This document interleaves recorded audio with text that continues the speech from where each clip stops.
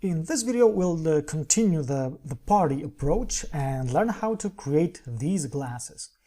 For starters, let me break this icon down for you. The focal point of this artwork are, of course, these two glasses that were created with the help of the rounded rectangle tool, rectangle and the arc tool, and a little bit of joining. These drops were created with the ellipse tool, with a little bit of help from the control panel. And of course I did some Pathfinder operations as well. On top of all that, or I should say at the bottom, there's this circle background. Okay, fairly easy composition, so let's start. And we will start with duplicating the artboard. So I will grab the artboard tool. I could always use the Shift-O shortcut. But before I start duplicating the artboard, I will make sure that Move Copy Artwork with Artboard is not selected. We only want to copy the artboard itself, not the artwork. So now we can clone this artboard, and cloning it is just like with any other shape in Illustrator.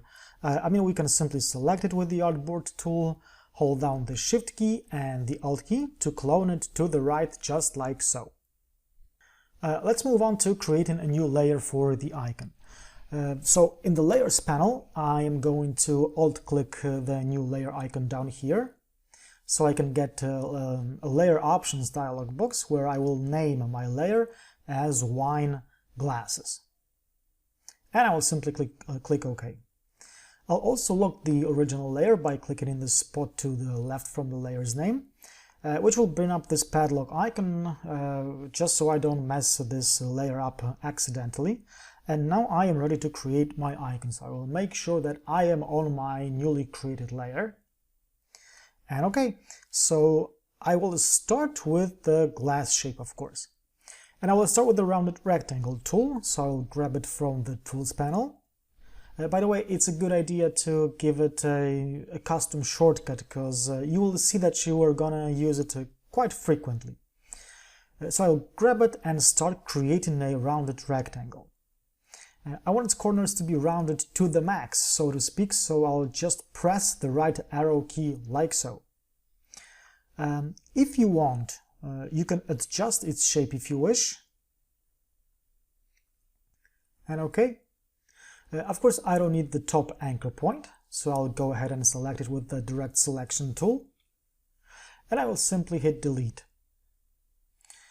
Right now this shape is an open path, as we can see in the outline mode. I want it to be a closed path, so I will simply, with the shape selected, hit Ctrl or Command if you're on a Mac, Ctrl J on the keyboard, which is just like going to the Object menu, Path, and Join. But you already knew that, didn't you? You were paying attention to my previous videos, right?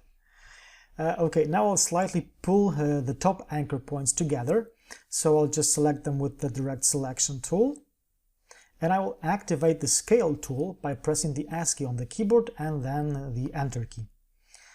And in this dialog box, I will enter something around 90%, and this technique is to bring these anchor points closer together.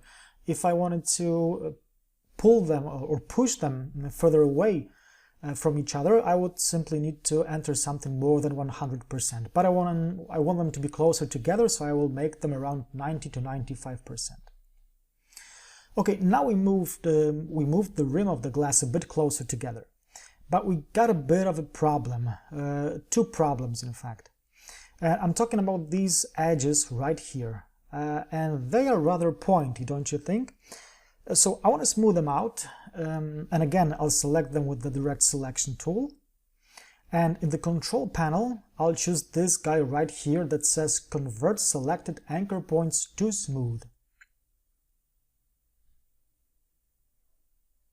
And just like that, Illustrator smoothed the edges quite nicely for me. So now I want to create the wine shape, so I'll go ahead and copy this shape and paste it in front. I'll activate the Scale tool again by pressing the S key on the keyboard, and then I'll press Enter. And I will scale it down to something around, I think 85%, 80 to 85% will do. if you are following along, and I really hope you do, I really hope you are, you can play around with these values.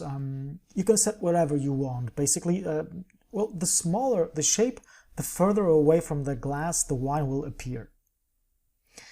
Okay, so let me zoom in a bit, and I want to give the wine a proper color. Now at this stage, if you decide that the glass and the wine both need some adjustments in terms of height, you can still simply, with the direct selection tool, select these top anchor points and simply hit the up arrow key a few times, just like so. Now I'll finish the wine shape with a little bit of help from the pen tool. So I'll make it active by pressing the P key on the keyboard, or I could always grab it from the tools panel.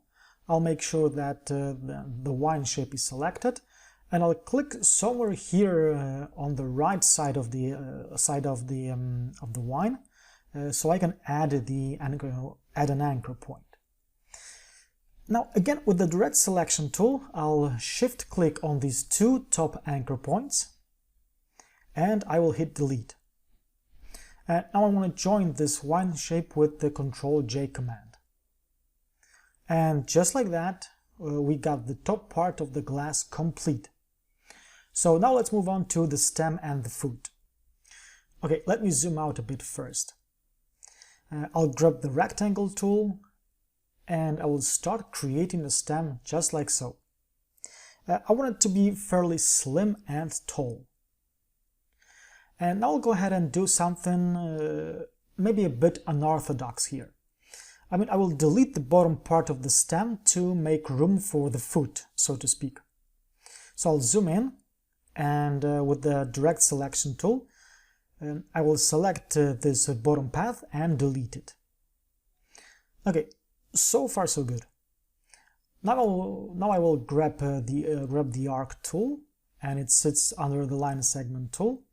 But before I start creating an arc, I will make sure that the stem has stroke but no fill. This will help me with aligning the arcs I'm about to create.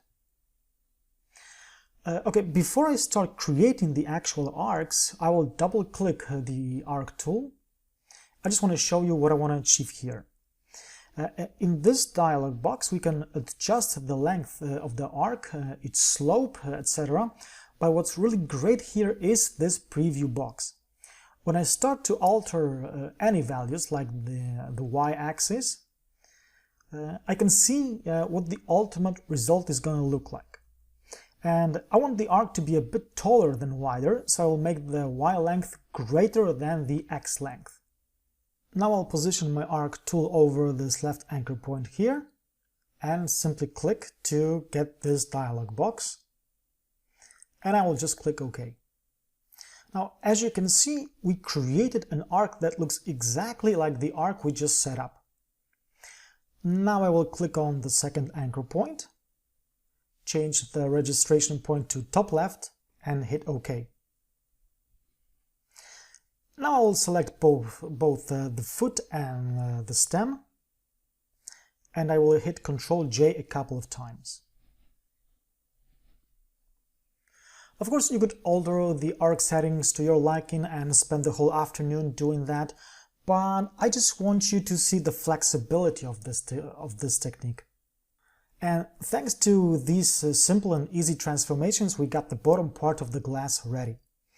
I still want to make sure everything aligns nicely, and we could move the stem a bit up if you wanted to. And now let's unite the stem and the bowl in the Pathfinder tool. Now let's give it proper colors and make sure it sits all the way in the back of the stack. And there we go. We got the glass ready. All that's left now is to add the second glass, the drops, and the background.